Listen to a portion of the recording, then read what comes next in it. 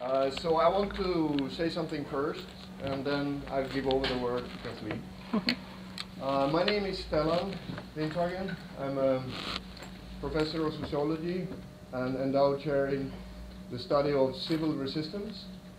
So I'm directing the Resistance Studies Initiative, where this is part of a series of talks, where we next time on October 30, we're having Nusrat from Amherst College talking about resistance in Bangladesh. And we have Otto from New York, the New School, talking about hacking in history. So not just the internet hacking, but also the kind of door picking, lock picking. So originally we were thinking of naming the talk how to do lock picking. Then you get an idea of what that is all about. We also have Joanne coming here. She's an activist from Connecticut. Does lifelong work with trainings and War Resisters League. She's talking about the Black liberation struggle connected to community land trusts and how people are using that as a way to create collective ownership of land in a period where people are being repressed just for being black, and trying to use that as a way to strengthen the struggle. So she will show a movie about the arc of justice in the 60s, and we'll have a discussion around the role of that kind of land ownership and land struggles. All right. We also have some propaganda material laying over there. It's the only journal in the world, peer-reviewed international on resistance, that is coming out from here. You can take it for free, but then you have to read and you have to tell other people about it. We need other people to know about the journal exists, and we need to get the libraries to pick it up. Otherwise we won't survive as an open access journal. What's more? Yes, we have a mailing list where you can sign up. It's circulating. So if you want to know more about stuff that we're doing, we have a website with a lot of events. We put up everything that we find that are relevant to resistance in a very broad understanding of what resistance could be. On the website there's also other information about courses on resistance in different ways. Right. Yeah. So, I'm really happy, honored to have Professor Kathleen Brown-Perez here to talk about American Indians and their resistance. We are also discussing together the possibilities of having a resistance gathering here coming up in near future with American Indians here at Amherst. So there will be more information when the plans gets more solid on that. But I'm giving over the word to you, and thank you so much for coming here. Okay, thank you for inviting me. I appreciate it. About the video, so that everyone knows, it's the talk that will be videoed, not the discussion afterwards. So you can watch me over and over again from their website. Perfect. Yes. There. Do you want the lights down? Should the lights be down? What do you think? To see the? Can we do that or to see the PowerPoint better? Yeah. Yeah. It's just very bright. Yeah. It is. Are we good? Okay. All right. Okay. Can you all still see me? Can you hear me? There I go. When in doubt, I quote something from Harry Potter. So, okay. So I'm going to do something that I've never done before. I'm actually going to start with a poem. So let's see how that goes. See what a good poem reader I am. Okay. Resist. Resist the people who use precious time to cause harm. Resist the people who use precious time to deceive, to demoralize, to destroy, to scar the people, to scar the world. While they claim to be saviors, liberators, and the voice of their people, their cohort, the people they call friends, the world. They are not saviors. They are deceivers, demoralizers, destroyers, scarring the world. Resist the urge to tell these people that they are wasting precious time, harming good people, scarring the world. Resist. Resist the urge to waste precious time worrying about the dishonest, disingenuous, disillusioned, disposable. Resist the urge to tell them that they do not bring people together, that they pull people apart, that they don't have a monopoly on the truth, that they are part of the problem, that harming one person harms the world, that they are giving karma a run for its money, that as they reap, so shall they sow. Resist the urge to change them. They can't hear you. They never will. Resist.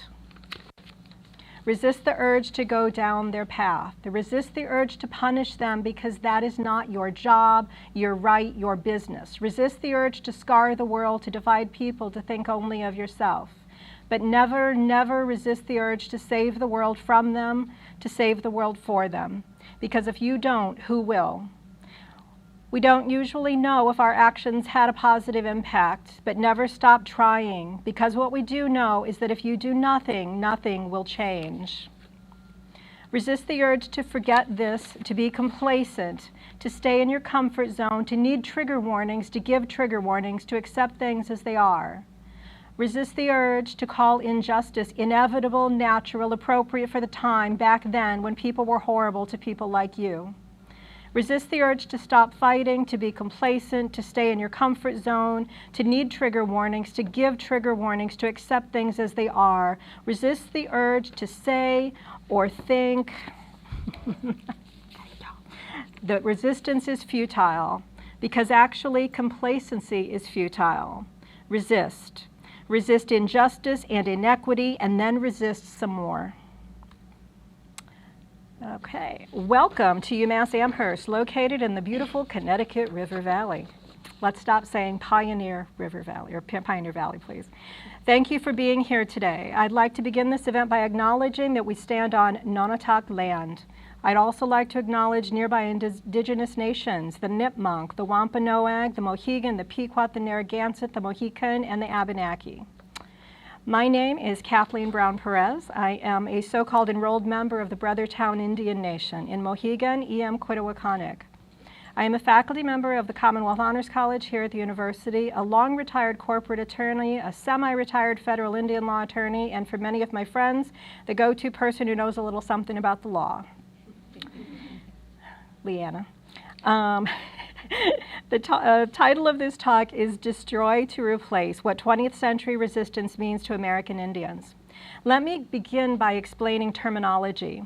I say American Indians because that is who I am and who I am talking about. While this is a broad category, I am not talking about the much broader category Native American, which includes Native Hawaiians, Native Alaskans, and other American Indians who are in the 48 contiguous states. There are also some American Indians in Alaska, but not every Native person in Alaska falls under the American Indian definition. Have I confused you enough yet? I'm talking about legal definitions here, definitions as provided under the U.S. federal law. On a personal level, however, when you are talking about an individual or several people from one tribe, use their tribe's name. I am Brothertown. Ray is Nipmuc.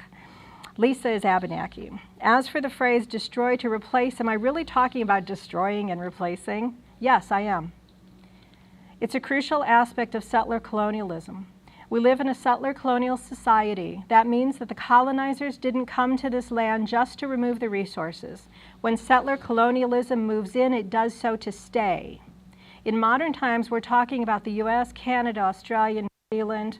The resources the Europeans primarily want cannot be extracted and taken back to Europe. The Europeans are here for the land, the gold, the oil, and the very air the indigenous peoples breathe. They did not come here with the intention of learning any of the indigenous languages, religions, or customs. They came here to take over, to superimpose settler colonial language, religions, dress, customs, and values over the land and over the indigenous people. I believe that scholar Patrick Wolfe coined the phrase destroy to replace to succinctly describe the goal of settler colonialism. He pointed out that settler colonizers come here to stay. Invasion is a structure, not an event. That is what American Indians are up against. Settler colonizers who have used many methods reflected in federal Indian policies to destroy the indigenous peoples. Felix Cohen, who wrote really the #1 treatise on federal Indian law, once said, "The Indian plays much the same role in our American society that the Jews played in Germany. Like the miner's canary, the Indian marks the shift from fresh air to poison gas in our political atmosphere, and our treatment of Indians, even more than our treatment of other minorities, marks the rise and fall of our democratic faith." So today I'm going to talk about some of that treatment and why we need to change the way that we are resisting as American Indians. I'm sure the irony of English-only laws is not lost on any of you. Even today, the state of Arizona is telling Dene, Navajo people who never learned English, that government services like voting will not be available to them until they learn English. Settler colonialism is both flaunted and feared by the dominant government. As immigration, particularly immigration from the South, increases our population, people fight against bilingual or trilingual government documents. They say, "You came to America, learn English." Perhaps that was our first mistake in indigenous America. Said, "You came to Mohegan, you must speak Mohegan. And where are your documents?" While 21st century policies do not explicitly and publicly announce the goal to kill off the Indians, to destroy, to replace, there are policies in place that nonetheless serve to destroy indigeneity. Federal actions may have changed over the years, but the result is the same: fewer and fewer indigenous people in the United States. I was reading this through for a quick few minutes before I left the house. I scribbled in blood quantum here because I realized that one thing I should talk about that I hadn't originally written about is blood quantum. I'm sure that many of you have heard the phrase half-breed or quarter-breed, quarter-blood. This is a reference to how much Indian blood you have. And it's interesting, especially when you compare it to the one-drop rule for African Americans. For a very long time, many states had laws that said that if you had one drop African American blood, you were African American. And of course, if it came through the mother's side, that meant that you could also be a slave. So if you have a chance, if you have a few minutes, go to Google or some more reputable search engine and type in, images of slaves, and you will find some that look as pale as me.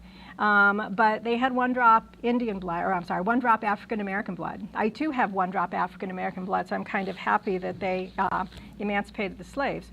But certainly that rule was in place to make sure that the number of African Americans who could be enslaved didn't decrease. So one drop of blood. American Indians, on the other hand, were the destroy to replace victims, I guess you must say. So destroy to replace, there are a number of ways to destroy a people. You can kill them off. You can give them smallpox. You can give them smallpox-infested blankets. Thank you, Jeffrey Amherst. There are a number of things that you can do to physically kill people off, and there are even more ways that through policy you can kill people off. And one of those is to say that if you aren't enough Indian, if you don't have enough blood, if you don't look phenotypically Indian, you are not Indian. And then if you claim to be Indian, you've got God knows who calling you Pocahontas. And so it's a very, very problematic thing. So the US government invented this thing called blood quantum, where they would keep track of how much Indian blood you had in you. There's actually an office in Washington, D.C. that keeps track of quantum. So you can actually write them if you need to prove your blood quantum for any reason. You can write to them and ask for your little card, your stamp of approval about how much blood you are. So it's in that way, and unless you're going to marry somebody who's not just indigenous, but actually a member of your tribe, your children's blood quantum goes down and your grandchildren's blood quantum goes down, and their legitimacy in our society goes down. And I do mean somebody from your tribe, not just another indigenous person, because the blood quantum that counts is the blood quantum of the tribe with which you are enrolled. So my mother, for example, was half Brothertown and half Oneida, but according to the blood quantum office, she was half Indian because the Oneida didn't count. We were not in their roll. So that's blood quantum compared to the one drop rule. So I thought it was worth throwing in there. 21st century resistance must include understanding government policies and goals, past, present, and future, and how to fight against them, so that we can resist their goal to destroy and replace us. Today, the federal government is spearheading assimilation in a way that is arguably insidious. The government has taken control of the definitions of Indian and tribe, Indian often to connect directly to blood quantum, and tribe has to do with federal acknowledgement, which I will talk about briefly in a little bit. This decreases the number of people the government considers Indian and the number of tribes considered legitimate and worthy of a government-to-government relationship. The interesting thing about the government wanting to take control of these words is that, of course, they then officially limit the number of Indians out there and the number of tribes that are out there. But to the lay people and the majority of this country, they don't want people to think that the Indian population is going down because it might make the federal government look bad. So in recent years, they started allowing people who respond to the census to list multiple so-called races or ethnicities on the census form. So as a result, every, Sally, Dick, and Jane came out of the woodwork as feeling that because they heard that great-grandma was a Cherokee princess, they could check Indian on the census. So there was a sharp increase in the number of American Indians in the country when in reality the population had not changed at all. Definitional violence is at the heart of structural violence, rooted in a multi-generational socio-political ideology. The goal of this type of violence is to suppress the rights of individuals and tribes through a system of structures that by their very nature are designed to prevent them from achieving agency and their full potential as a society. While each of these types of violence falls along a spectrum of actions, the generative schemes have been consistent: decrease the number of American Indians, destroy to replace. So I've talked enough about real serious stuff. I'm going to tell you a story. I was 4 years old the first time my mother pulled me out of kindergarten for a day of picketing and demonstrating. She decided to prioritize that over a morning of Duck, Duck, Goose and Sally, Dick, and Jane books and nap time. I don't remember doing anything else actually in kindergarten. That was it. We were not directly or specifically protesting reservation conditions, abject poverty, empty bellies, some substandard education and housing, deaths of American Indians by police, pipelines across our land, nuclear testing on our land, toxins in our water, the mockery of their mascots, suicide rates, addiction, alcoholism, the forced sterilization of American Indian women, or the loss of hope. We were also not protesting the Supreme Court's holding that upheld North Dakota's voter ID law that disproportionately disenfranchises American Indians, because that particular holding wouldn't happen for another 48 years in October of 2018. Yeah, we've come a long way, baby. Instead, on that late summer day in 1970, the concern for the American Indian movement and the Intertribal League of American Indians from Moline, Illinois was Dickson Mounds. Dickson Mounds is an Indian burial ground turned tourist site outside of Lewistown, Illinois, in the Illinois River Valley, about 100 miles from our home in Moline. In 1927, Don Dickson, a chiropractor that had inherited the land, decided to uncover the burials his father had encountered decades earlier. Dickson's father had reburied the skeletal remains he came across, and neighbors tossed bones into a trash heap. After inheriting the land, Dickson exposed what remained of the people that were placed in Mother Earth on this beautiful piece of River Valley land long before the first fruit tree was planted, long before it was called an orchard. Don Dickson's so-called amateur archaeology uncovered 237 skeletons, I believe. Their numbers are kind of all over the place. I've also found it interesting that people are allowed to call themselves amateur archaeologists. But delving into some other profession as amateurs, such as law or medicine or even chiropractics, can result in a prison sentence. How many of you would go to an amateur lawyer if you were arrested for taking over Alcatraz Island? Dickson didn't remove the skeletal remains or the associated goods, just the dirt that covered them. Trigger warning, I'm about to show what Dickson Mounds actually looked like, and it's pretty horrific. And it really bothered me that I was able to find these pictures on the internet because they shouldn't be there. So that is what Dickson Mounds looked like when I was a kid, and for many, many, many years. Dickson just exposed the skeletons really so you could see them in exactly the place that their ancestors had placed them, keeping in mind, of course, the tree roots and other things. Animals move skeletons around. But he didn't truly remove them from the ground. He left them there. He left them exposed for paying tourists to see how loved ones of the deceased had placed them into the ground to better imagine what the grieving had last seen as they said goodbye to mother, father, daughter, son, grandma, grandpa. He first put a tent over the area, then a building to house his private museum. Rumor has it in the early years visitors could purchase a tooth or a small piece of bone. The first year, 1927, 10,000 people made their way to this remote rural area of Illinois to see this display. Okay, I'm going on to the better pictures now. Where's my picture? Wait a minute. There we go. Let's see here. The state purchased the museum in 1945, but employed members of the Dickson family for 20 years to manage the museum. By the mid-1960s, it was clear to archaeologists that the Dicksons had uncovered only a small portion, a small portion of the graves that were in the mound. Another 800 burials would be found between 1966 and 1968. By the late 1980s, 80,000 people annually would arrive to see the ghoulish display in person. On that late summer day in 1970, we first went through the museum with our group of rabble-rousers, I guess to see firsthand what we were protesting. I am grateful that my mother didn't think I was too young to see the display. There was no trigger warning, there was no comfort zone, there was reality. There was an understanding that I would one day stand on my own 2 feet in the real world, and that there were some things to protect me from because I was only a child, and other things to tell me about or let me see so that I could do something about them. This differed significantly from the reason thousands of parents took thousands of children through the display. Many people would note that they thought it was a great history lesson for their children.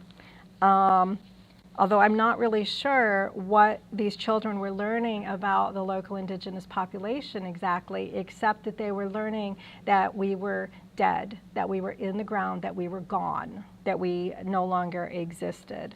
Illinois is an interesting state to grow up in. Because of course Chief Allotment is also known as this white guy in a headdress and on a horseback riding out for sporting events. I went to University of Iowa. Go Hawks, there's a reason for that. Recently I mentioned the Chief Allotment problem to an old friend who had actually gone to Illinois, at least for grad school. And he said, really, it's really important that we have Chief Allotment, really, because it's really the only way most of us know about Indians. I cringed and I said, my brother still lives in Moline, go talk to him. Okay. I wonder if the memories of these children of the display are like mine.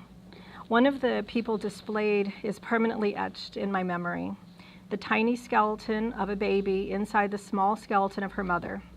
For years, I could see it so clearly in my mind. Then I started to wonder, I think this was just last year, year before, if I'd imagined that. I mean, I was 4, who knows what was real.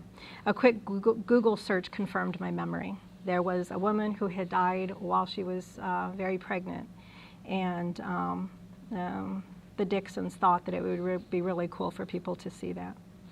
I remember pieces of that 1970 trip to Dickson Mounds rather clearly, the bright blue sky, the warm yellow sun high in the sky. I even remember the sandwiches my mother had made from a loaf of Wonder Bread. She added peanut butter, then returned the sandwiches to the bread wrapper for our trip south. Peanut butter sandwiches and homemade lemonade in a green and white thermos that would sustain us for the day. Fast food wasn't part of our regular diet anyway, but somehow breaking up a day of protesting with a midday trip to McDonald's for a Happy Meal just seemed wrong. In February 1990, 8 months before the enactment of the Native American and Graves Protection Repatriation Act, known colloquially as NAGPRA, the skeletal remains would be removed from public view. According to the New York Times, the museum would close the exposed grave due to heightened sensitivity to display of human remains. which I thought was an interesting phrase because I'm pretty sure that if most people's grandma was dug up and put on display, they would have been pretty sensitive about it a long time ago.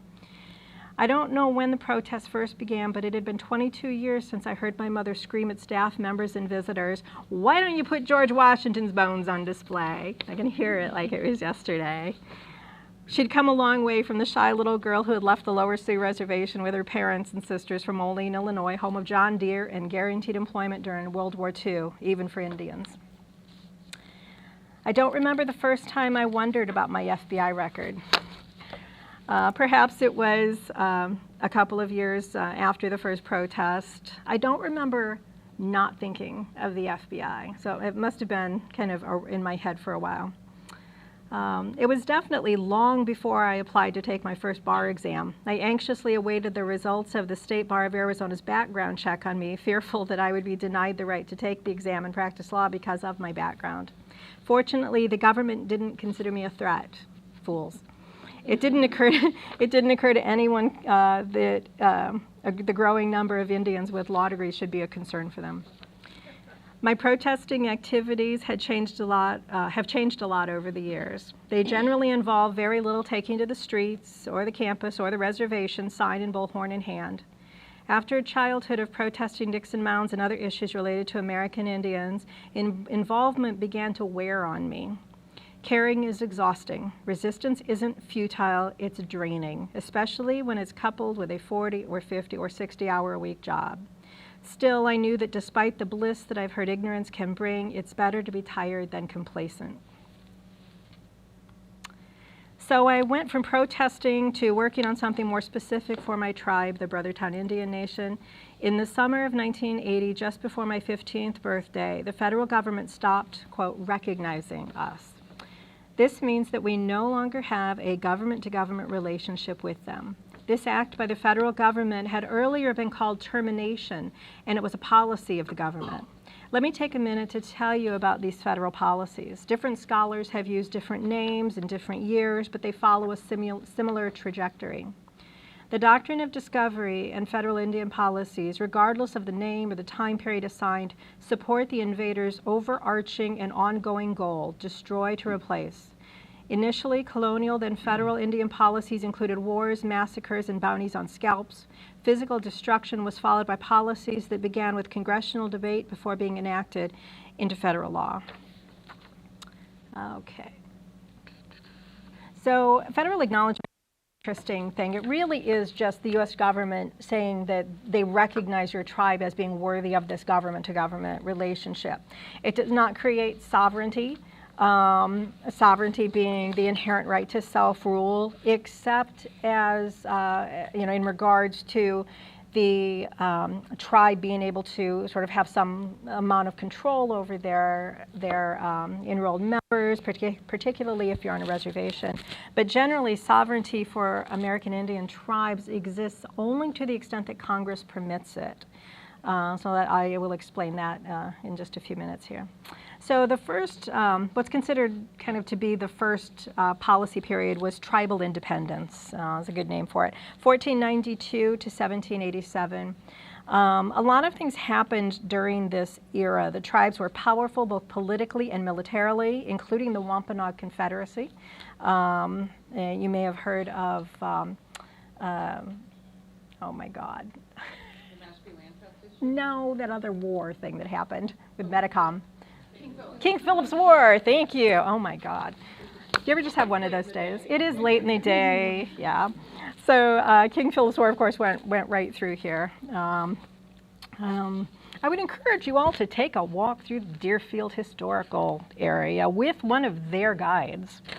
One of my friends did this recently and was just appalled by what this woman in her colonial getup was saying. And this friend of mine was with her husband, who's known me for 20-some years. And my friend said, "Oh, Kathleen should be here." And her husband said, sometimes I can stay quiet. I'm sure that one time, at least once in my life, I stayed quiet when I wanted to say something. Okay, so we have tribal independence going on. 1763 was an interesting year because that was when the Royal Proclamation came out, which forbade European settlement and land speculation west of the Appalachian Mountains. And, you know, like many people, I consider this to have kind of been the last straw for the colonists, because, of course, you know, they wanted lots of land, and here the royal government was forbidding them from going west of the Appalachian Mountains. So 1765 to about 1783 was the American Revolution. Tribes played interesting and conflicting roles in this little war between the cousins, so to speak. And some tribes favored the colonists, some favored the British.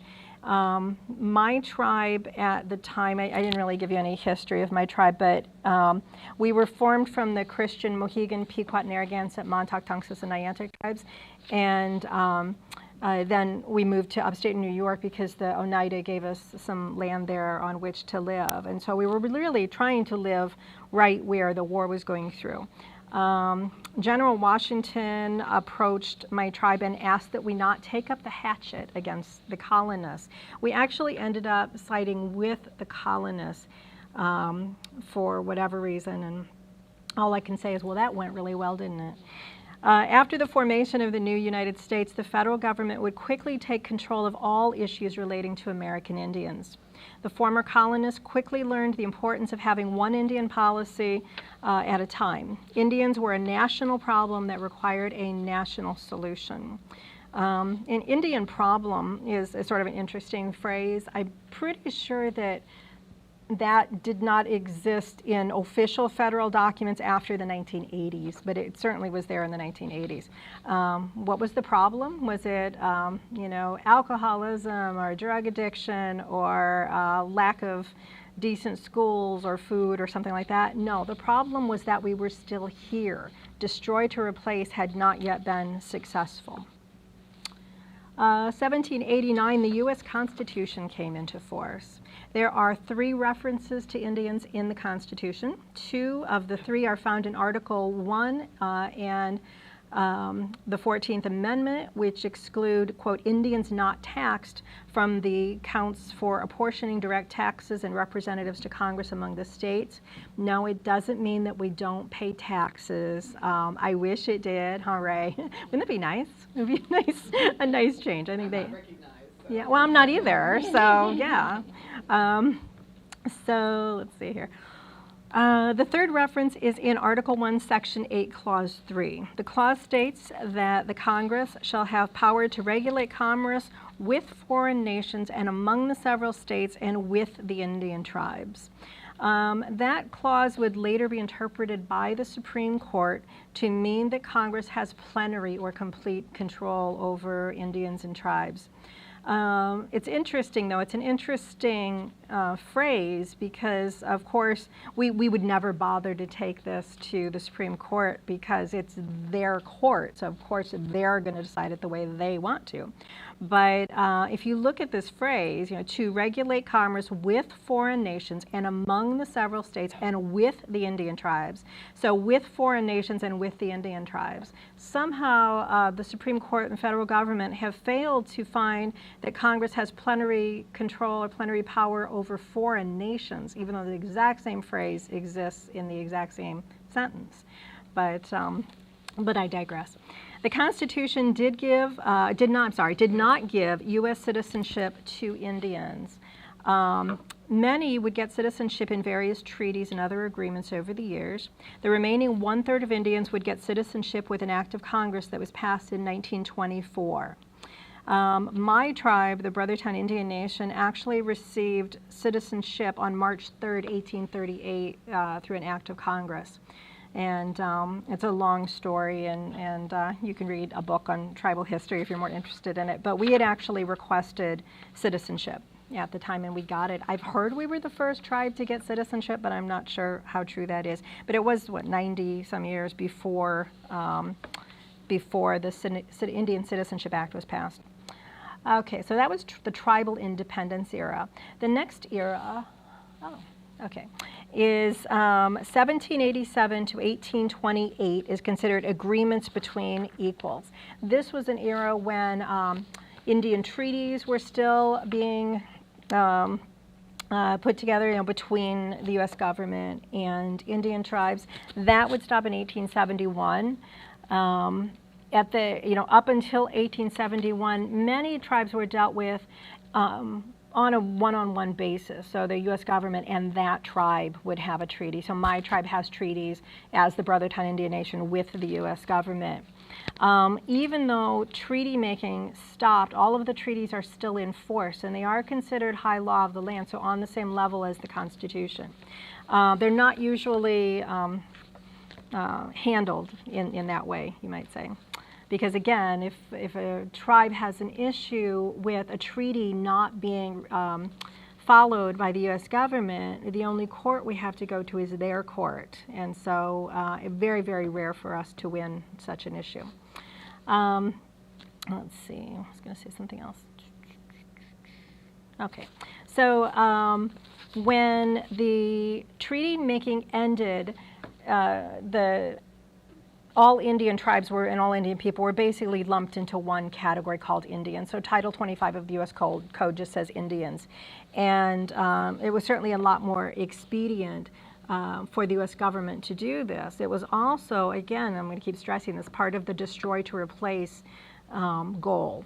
Because if you have just one large group of people that you're calling Indians, a lot easier to pass laws to undo them in many different ways than it is to try to do this tribe by tribe by tribe. The founders of the United States regarded Indian tribes as having both the right and the ability to govern their people as sovereign nations during this era still, to make treaties and to declare war. Many Indians lived outside the 13 original colonies, so they were politically and geographically outsiders. The next era is what we call relocation, and I'm sure many of you have heard of the Trail of Tears. That is what most people think of. What they're really thinking of is something called the Indian Removal Act. Andrew Jackson had been elected president. He was a land speculator, like many of our presidents were, and he almost single-handedly made removal the dominant policy of the 19th century. Removal was about taking Indian tribes from the east and moving them west, so really almost primarily from the southeast and moving them to areas such as what became the state of Oklahoma. Again, this was about simply providing more land to settlers. So in 1830, the Indian Removal Act had passed. This had been an idea of the federal government. Thomas Jefferson first proposed it. It took a while for it to be enacted by Congress, though. The act did not specifically say we're going to remove, this tribe, like the Choctaw, to Oklahoma. It didn't say anything quite that specific. Instead, it gave Congress permission to enter into negotiations with tribes to encourage them to want to remove west. There really wasn't a great deal of actual negotiation, for the most part, between tribes where tribes agreed to move west. It was, of course, something they were forced into. In 1848, gold was discovered in California. In 1858, gold was discovered in the Rocky Mountains. In 1874, gold was discovered in the Black Hills of South Dakota. All of this sort of reminded the people of the United States why they wanted to have control of the land rather than individual Indians. In 1864, going back a few years, something called the Sand Creek Massacre happened. A lot of people, I think, because of kind of substandard history lessons in K through 12 education, when they think of massacres, I think they think of Indian people massacring white people. Very Little House on the Prairie kind of massacres. What actually happened with the Sand Creek Massacre is that the Southern Cheyenne were asked to relocate yet again. They refused. And I'm truncating this a lot. There are many fabulous books on this, and I'm not going to get into that detail. But Chief Black Kettle, in the area where they refused to remove from, flew a U.S. flag. Underneath it was a white flag. And it was his way of saying, please leave us alone. Nonetheless, soldiers attacked this camp of mostly women, children, and old men. There are some horrible firsthand accounts of what happened. congressional testimony of Mr. John S. Smith in 1865, well, not many years later, the next year. He said, "I saw the bodies of those lying there cut all to pieces, whose worse mutilated than any I ever saw before, the women cut all to pieces, with knives scalped, their brains knocked out, children 2 or 3 months old, all ages lying there, from sucking infants up to warriors. By whom were they mutilated? By the United States troops."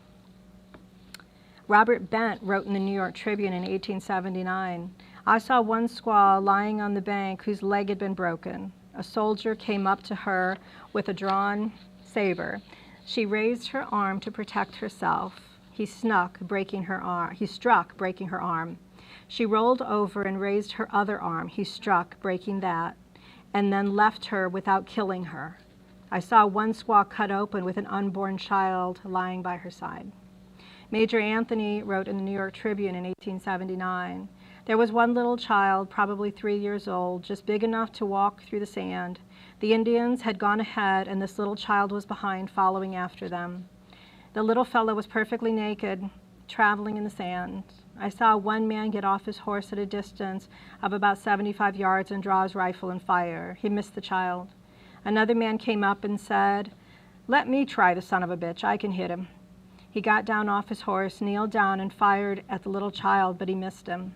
A third man came up and made a similar remark and fired, and the little fellow dropped.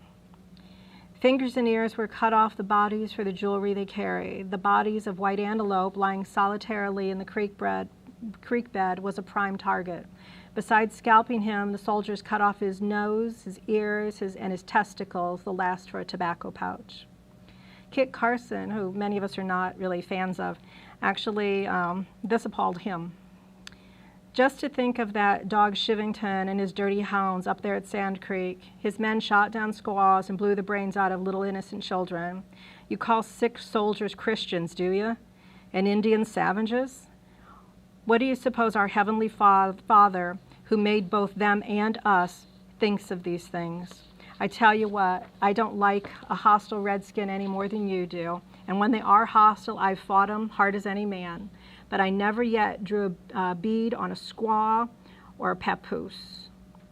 And I despise the man who would. Destroy to replace? Yes." The next federal Indian policy period was called Allotment and Assimilation. In 1887, the General Allotment Act was passed. After outright extermination of countless indigenous peoples, assimilation became the main objective of Indian policy. Forced assimilation removes what makes one a particular ethnicity or culture, language, land, religion, dress, customs, food, etc. While the smallpox-infested blanket mindset may have eventually changed their tactics from direct violence, physical violence, to less obvious structural violence, the ultimate goal remained the same: get rid of Indians and their tribes. The government wanted Indians that remained to forsake their Indianness, or at least dress, act, speak, and worship like Europeans. The federal government would serve up assimilation under a variety of names, goals, and effects. Assimilation would bring Indians into mainstream culture until they were no longer distinct and recognizable in the melting pot. They could practice Christianity, farm the land, or move to the city, speak English, and give up their tribal lifestyle and affiliation. Assimilation makes Indians invisible. It veils their Indianness, their survivance. In the same way, mischaracterizing American history veils their past and erases them from the landscape. When we think of assimilation and losing your tribal affiliation, I will talk briefly about federal acknowledgement, but that's one of the goals of federal acknowledgement. The hope of the U.S. government is that if your tribe is not recognized, it will not be able to stay together. You lose your reservation, you lose any federal funding you might have received, and people move to the cities. And the real hope is for the U.S. government, like I said, is that people will give up on their tribes. And when you lose your affiliation, you lose your indigeneity. The next policy period was Indian reorganization, 1934 to 1953. I believe it was 1929, the Merriam Report came out, and it came out from the Brookings Institute, so it was supposed to be a nonpartisan, unbiased report, What the Merriam report said was that allotment didn't work. So when we think of assimilation, I actually forgot to tell you about allotment. Let me back up to that. The General Allotment Act that was passed was also, besides assimilating people, was their goal was to get rid of reservations because that made Indians more communal and, again, affiliated with their tribe. So reservations were put into little plots of land, and depending on your blood quantum, okay, this is where we get all that the blood quantum from, you would get, X acres of land. So I believe if you were a full-blood Indian, you would get 160 acres, if I remember right. I'm sure anybody who has flown low over the Midwest, believe it or not, you know what 160 acres looks like, because it is those squares that you see over Illinois and Iowa and through the Midwest. Those are 160 acres. So the lower your blood quantum, the less land you received. But what was interesting was they didn't take reservations and then figure out how many people belong to the tribe and then divide these reservations up evenly amongst tribal members. Instead, they gave you a certain parcel of a certain size, always in a really horrible area that they would tell you to farm, but it was desert and with no irrigation. And the best land was actually reserved for the, quote, real settlers who could get the land for practically nothing or free in some situations. So what happened then with Indian reorganization, that next policy period after the Merriam report said allotment didn't work, people are starving.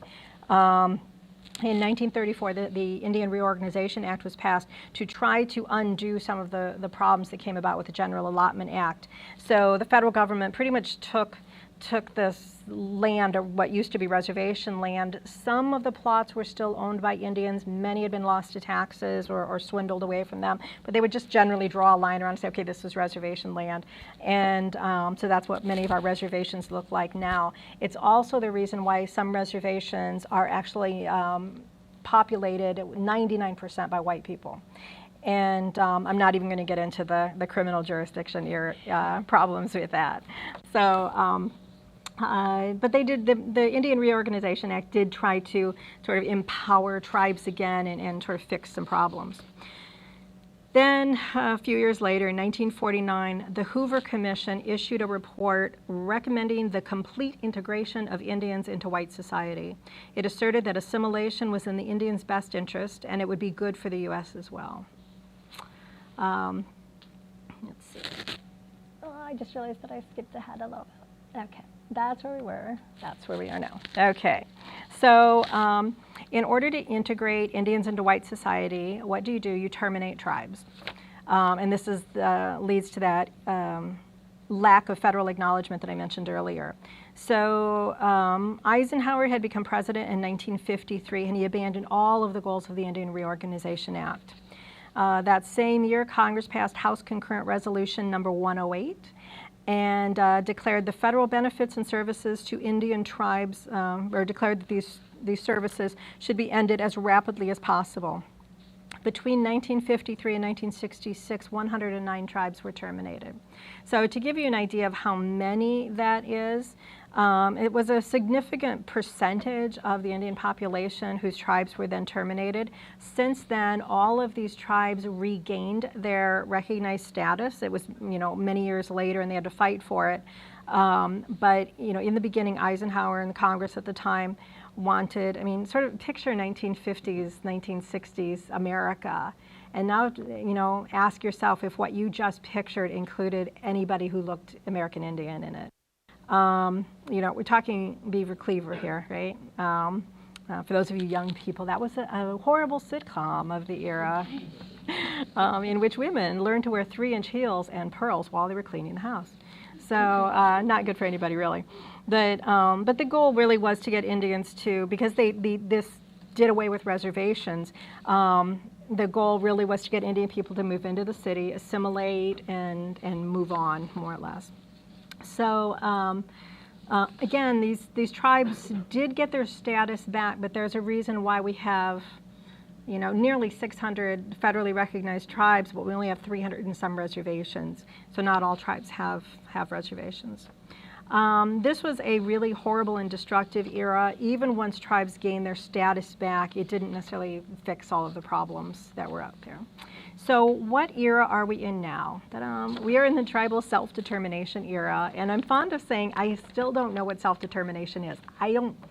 It's a lovely sounding phrase. I mean, it really is, and it sounds very empowering. I'm just not sure what it is. But in 1968, President Johnson said, "We must affirm the rights of the first Americans to remain Indians while exercising their rights as Americans. We must affirm their rights to freedom of choice and self-determination." A couple years later, President Nixon, who was actually an ally to the American Indians, I know he wasn't good for everyone else, but he said, "This then must be the goal of any new national policy toward the Indian people, to strengthen the Indian sense of autonomy without threatening his sense of community." In 1953, President Reagan said, "This administration intends to restore tribal governments to their rightful place among governments of this nation and enable tribal governments, along with state and local governments, to resume control of their own affairs." Of course, state and local governments, like tribal, well, a little less so tribal governments, but they're more or less beholden to Congress and exist really only to the extent that Congress allows them to. So let us not forget that it was Congress that passed those 109 acts terminating tribes, and absolutely nothing is preventing them from doing it again. I have warned people, in tribal communities for years, be careful, because you too can lose your recognized status at any moment. One of the things to keep in mind as I go forward and finishing up the talk here, hopefully, is that because Indian tribes exist within the external boundaries of the United States, we are beholden to their Supreme Court and their Congress and their executive branch. We have, since the 1970s, lost 80% of the cases that went before the Supreme Court. Most cases involving tribes will go to the Supreme Court because Congress long ago recognized that states were not, allies of tribes, and so there aren't many actual tribal cases that would go to a state court because it's assumed that we would automatically lose. We all pretty much assume that too if we go to the Supreme Court now. There are few exceptions, few noted exceptions. But so going back to termination now, I think it's important to keep in mind, like I already just said, that termination can still happen at any point in time. You don't need some sort of special policy period, some name. And self-determination is this era that was invented by the federal government to distract us from what they're really doing to us. My tribe, the Brotherton Indian Nation, actually lost its government-to-government relationship in 1980. So that was many, many years after they say that Congress was still terminating tribes. So one thing I want to mention, though, when I keep mentioning this government-to-government status and termination, why does termination matter? I've already mentioned that it can really mess up your tribe, because if you don't have that tribal affiliation, even land base isn't nearly quite as important, but it's still important. You lose all of this, and it's just so easy for everyone to scatter. When you scatter and you don't have a place where you can all return, it is very, very problematic. So I'm going to tell you another quick little story here. When I was in middle school, we used to call it junior high at the time, my mother was a student at Black Hawk Community College.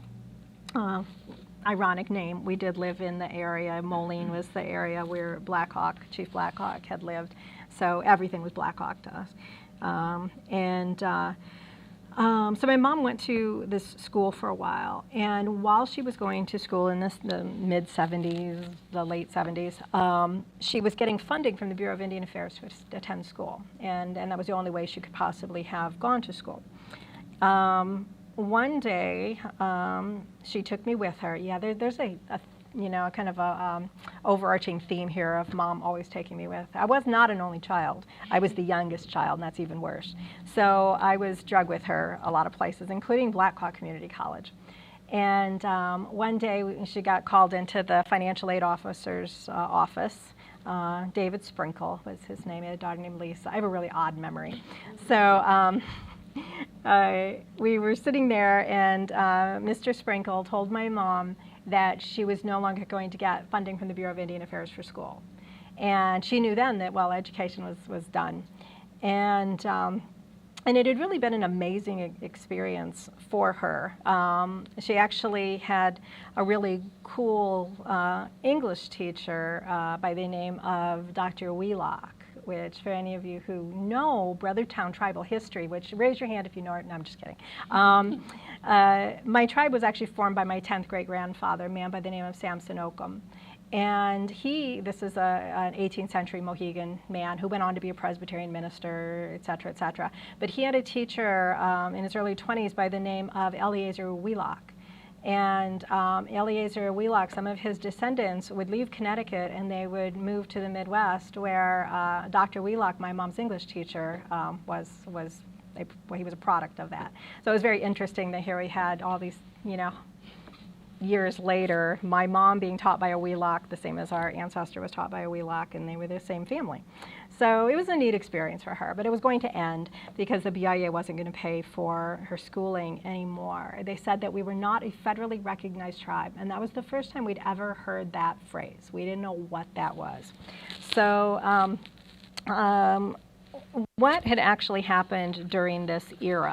Like I said, they'd been paying for her education for quite a while, and then all of a sudden they weren't. So apparently they had considered us a tribe and then decided one day that we were not a tribe. So in August of '78, there was a letter from the acting director of the Office of Indian Education Programs in the Department of Interior that was sent to the Senator of Wisconsin. My tribe is now based in Wisconsin. Long story, not going to go there. And that letter said that the Brothertown Indian Nation was a federally recognized tribe that was entitled to Bureau services. That was August of '78. In March of 1979, that status was confirmed by Edmund Manydeeds, who was superintendent of the BIA's Great Lake Agency. He said, too, that while we do not go after many services, we are federally recognized. And then, let's see, in January 1980, that was reconfirmed. And then all of a sudden, on March 24th, 1980, a letter was written by the director of the Office of Indian Services saying that we were not a federally recognized tribe. So what exactly happened between January of 1980 and March 24th of 1980? Was it some sort of act of Congress terminating the Brothertown Indian tribe? No. What it was that we were simply taken off the list. There is a list published every January in the Federal Register that it lists all of the Indian tribes that are out there so that people can understand who's eligible for services, et cetera. And we were simply taken off that list. That's all it was. And so my mother could no longer go to school, and that left her a lot of extra time to start fighting for federal acknowledgement. That summer of 1980 was that summer that I was not quite 15 years old, and I was one of the bored little kids in the back of the room wondering when we were going to lunch at McDonald's or whatever. And that was the first meeting we'd had about federal acknowledgement in Wisconsin. And so what we learned was that Congress had conveniently just passed something called the Federal Acknowledgement Regulations. And so we could look at these 7 criteria, and we just had to prove each of the criteria, that we had a government, that we had a constitution, that we all, listen to our leader. These are things that the U.S. government couldn't actually prove, but we had to actually prove all of them. One study was actually done to find that if the Navajo tribe, which I'm sure you've all heard of, if they were asked to prove the 7 criteria, they could not prove them. So it's sort of interesting that Congress, in its infinite or finite, what was the word? No, wisdom, came up with these 7 criteria. So we started working on proving these. I spent a lot of time looking at microfilm with my mom. It was wonderful high school years. But so we actually turned to the Native American Rights Fund in Boulder, Colorado to help us prove the 7 criteria. And we needed, lawyers, we needed a staff of people to help us prove all of this. So this is why earlier I told you that in March of 1839, my tribe was given citizenship by Congress, because the Native American Rights Fund wanted to know if that act of Congress was actually an act that terminated the Brothertown Indian Nation. Of course, for another 142 years, 41 years, we still received services, and we had treaties that we entered into with the U.S. government. So we weren't really too concerned about that, but the Native American Rights Fund was. So they turned to the solicitor's office, those are the lawyers for the Bureau of Indian Affairs, and they said, can you clarify this for us? And let us know, because if Congress had terminated us, there was no reason for us to go through the federal acknowledgement process. Only Congress can undo an act of Congress. And so if we had been terminated by Congress, we could not turn to the executive branch, the Bureau of Indian Affairs falls under that, and say, we need you to recognize us. They can't undo an act of Congress. So, so we wanted this clarified. And it took many years. I think it took a decade. The solicitor's office is really slow. So it took a decade for them to get a response. And what they got, and I'm just going to read kind of the relevant passages here of this August 20th, 1990 response from the Office of the Field Solicitor in Twin Cities, Minneapolis, St. Paul.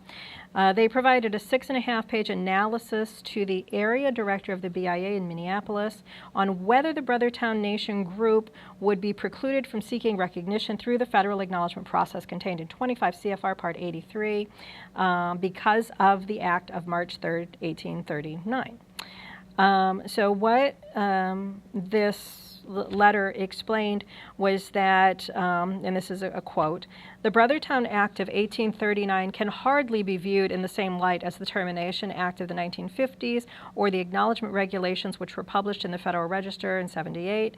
The Termination Acts of the 1950s were designed to end officially the historic relationship between the tribes and the federal government and to end the federal trusteeship over tribal or individual trust land. The language of the Act of 1839 should not be compared to the 20th century concept of termination. In 1993, a short memo was drafted that confirmed this. Folks from the solicitor's office said if the Brothertown tribe was terminated, only Congress can restore the tribe's government-to-government relationship with the United States, and the department is powerless to recognize a group claiming to be the tribe's successor.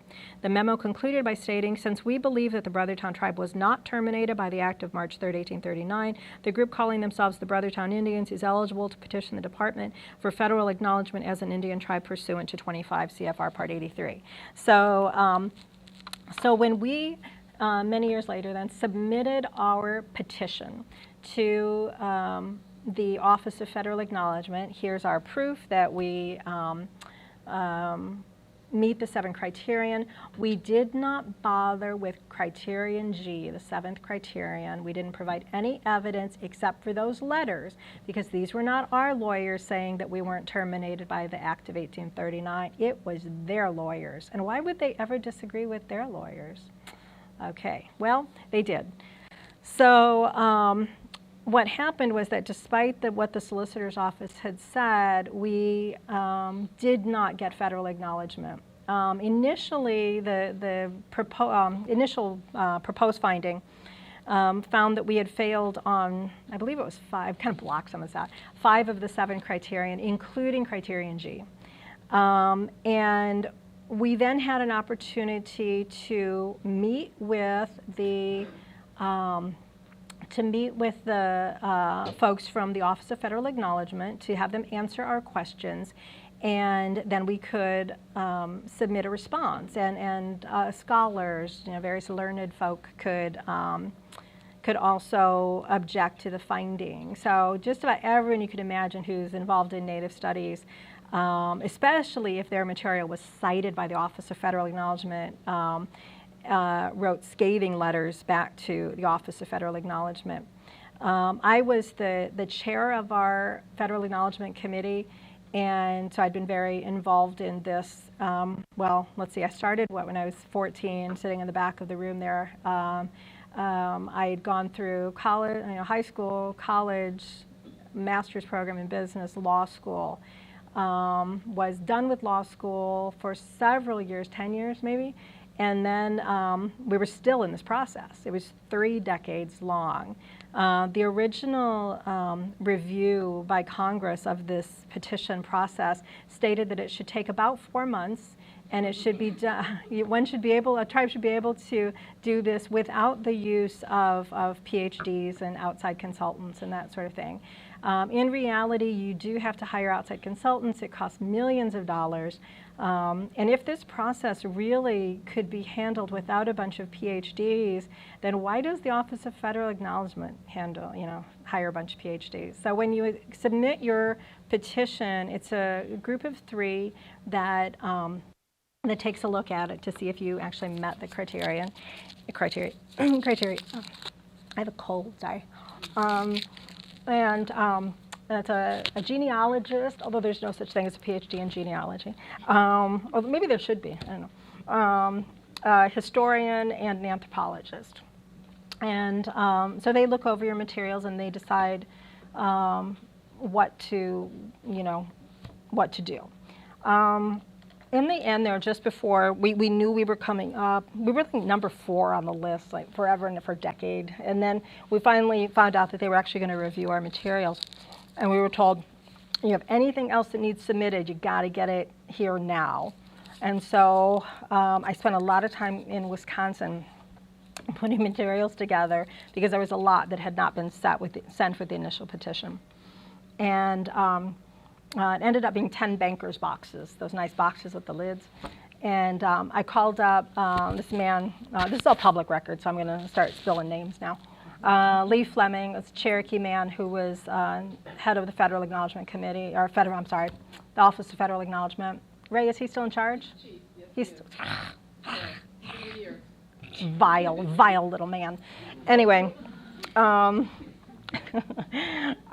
if you really want to undo Indian people, right, get them fighting against each other, divide and conquer. So get the Cherokee saying the Brothertown aren't legitimate, et cetera, et cetera. So I called up Lee, and occasionally I had a few questions for him, just a little clarification. Am I reading this right? Their proposal was over 300 pages long. 300 pages of "You're not Indian. You're not Indian. We don't like you. You're not Indians." And then one day, after we had the 10 bankers boxes together, we're like, okay, we have to get this to Washington. And so I called up Holly Record, who was assistant to him or something like that.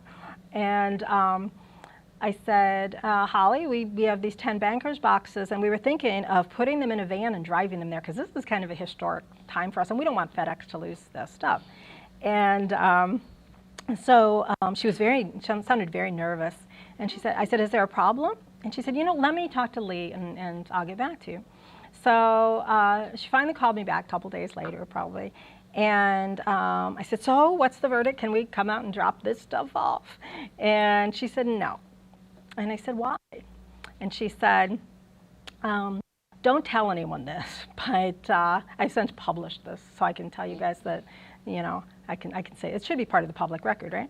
Y'all are tax-paying citizens. So I'm going to tell you what Holly said. Holly said, Congress gets really nervous when a bunch of Indians shows up in Washington, D.C.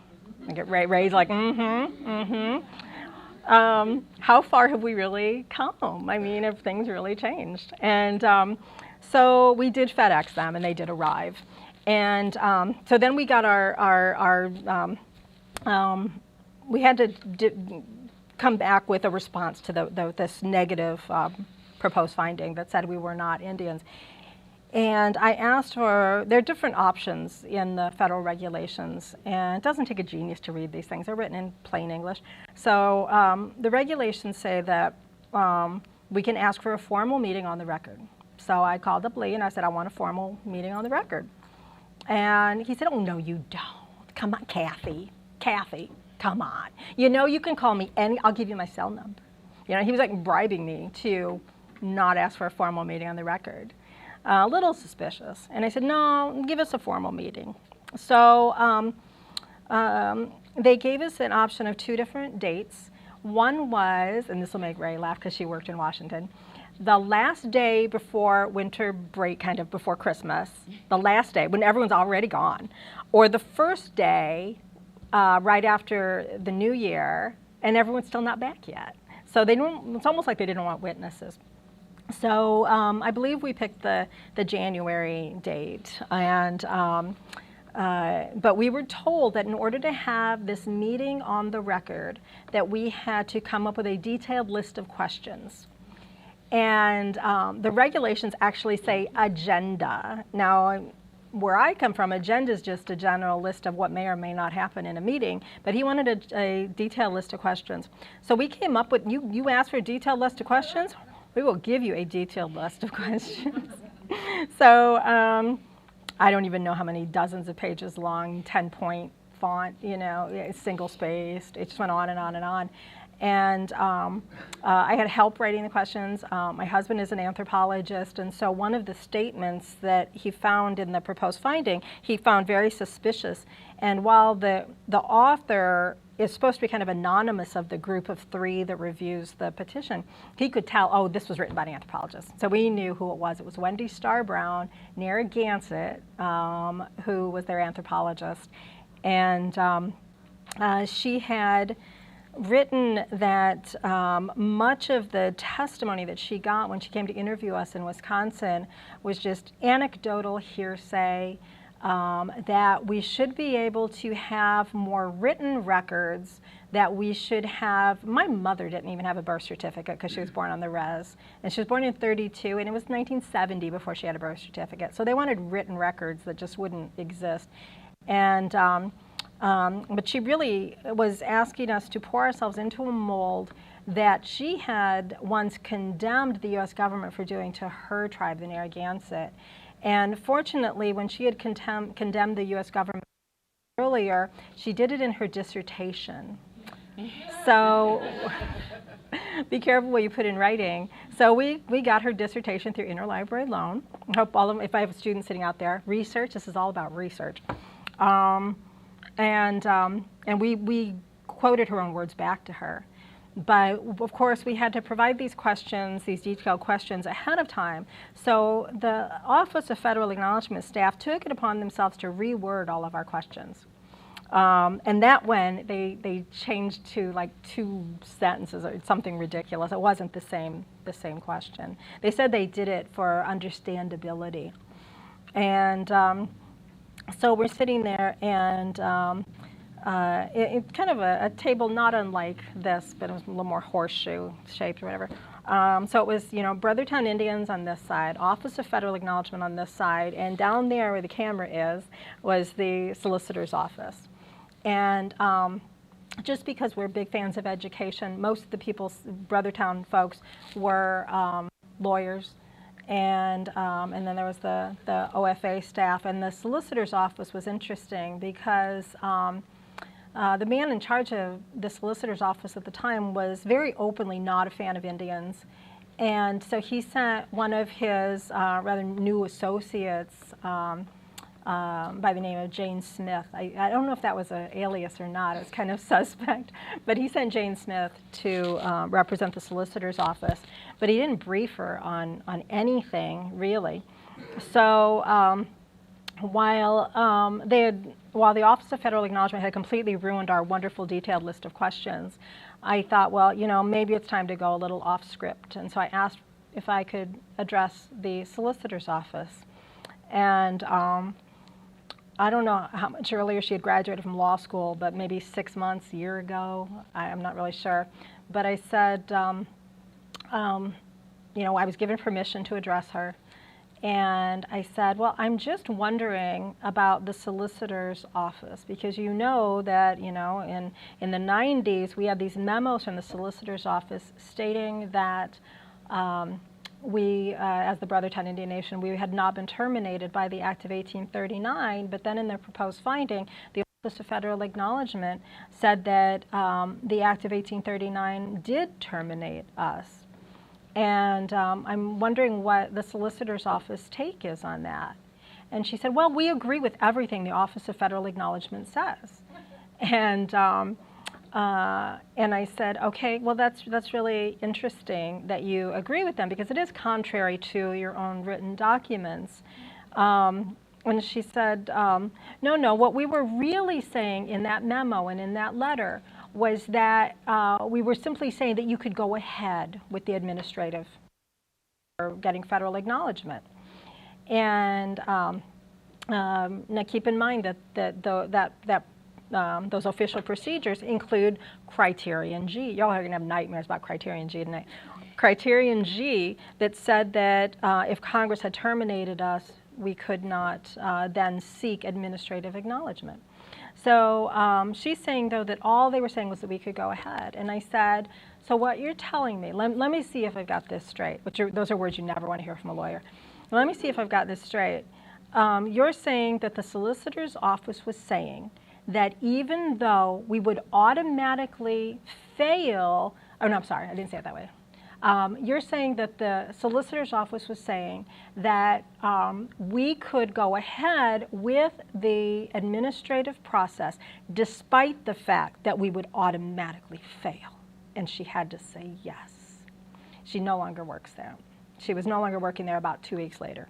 So it's always interesting, though. We did get some answers that we could base our response on.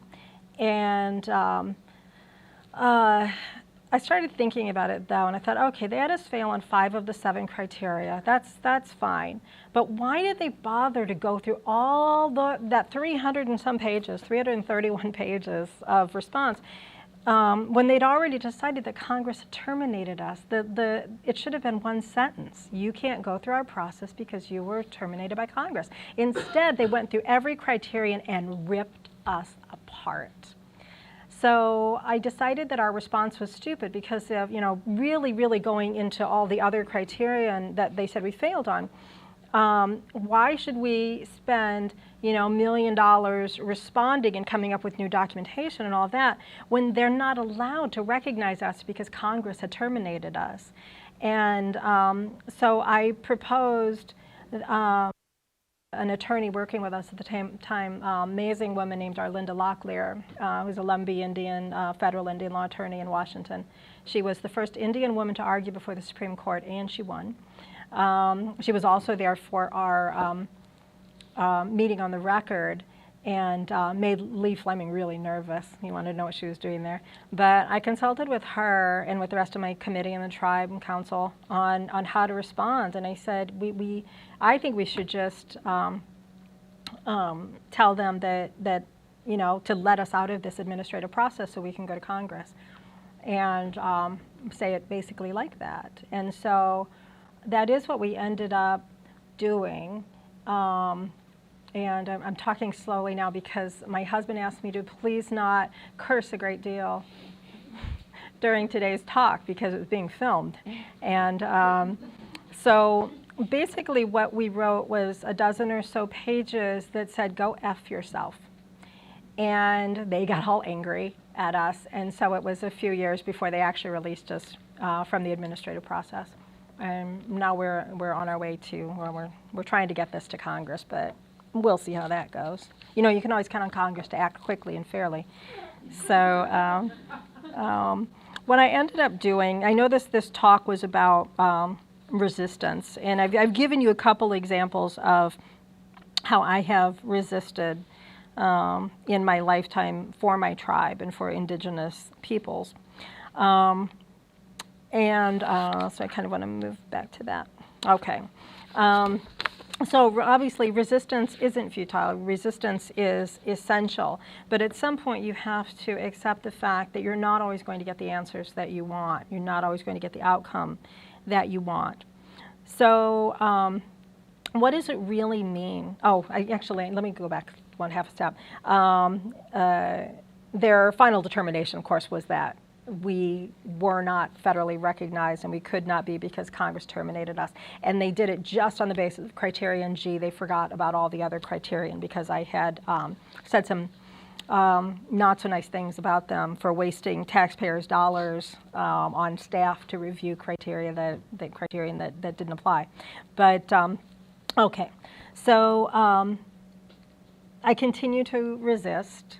My way of resisting now is to tell the federal government that I don't give a darn what they say about my tribe or about me or about other indigenous people or about other tribes, because I never gave them permission to do that. So, so what does resistance mean to American Indians in the 21st century? I am very, very careful about giving the impression I speak for my tribe or, God forbid, all Indians. I do not speak for them. But for the purpose of figuring out what will work best for Indians and tribes as a whole in the 21st century, there's actually little reason to look at the differences that exist from one tribe to the next. Yes, there are different cultures, languages, traditions, histories, but as far as dealing with the federal government goes, there is no difference. Even if a tribe has a treaty with the federal government, to truly understand the rights and obligations of that tribe, don't look to the individual clauses of the treaty. Look at how the U.S. government is treating Indians, tribes, and treaties. The Indian Commerce Clause gives the U.S. government all the power, even the power to interpret the treaty. The U.S. government has the final word on everything. But let's look beyond the little things, because all of the little things have been put in place by the federal government to distract us from what is really important. There are two things I'm going to call really important. The first ensures that we maintain our individual tribes, and the second ensures we stick together as indigenous peoples. Don't turn to the federal government for confirmation of your indigeneity or your tribe's worthiness. Hold on to your traditions, your culture, your language, whatever that may be, and do not question the authenticity of other Indians or other tribes. That is exactly what the federal government wants us to do. Divide and conquer has been a very successful tactic used against us. Stop it. Turn to the federal government only when absolutely necessary. Then make sure you understand what the situation is. Failure to understand that the federal government's only real goal with us is destroy to replace puts us at a disadvantage from the very beginning. Allowing ourselves to be distracted by what they tell us is important. By what they tell us is important is like bringing a knife to a gunfight. We cannot allow them to distract us with things like federal acknowledgement. Our goal must be survival, and we must recognize that the U.S. government is not our ally in this regard. In fact, if it appears ever that the U.S. government is on our side, we need to reanalyze our position and figure out what the feds are really doing. 21st century resistance, if it is to be successful, must be 100% different from everything we've done in the past. Yes, it's fine to get public attention with protests, but that is not our goal or our weapon. Don't let things like that be a distraction. Am I grateful for Dickson Mounds? Absolutely, because it got me here. Thank you.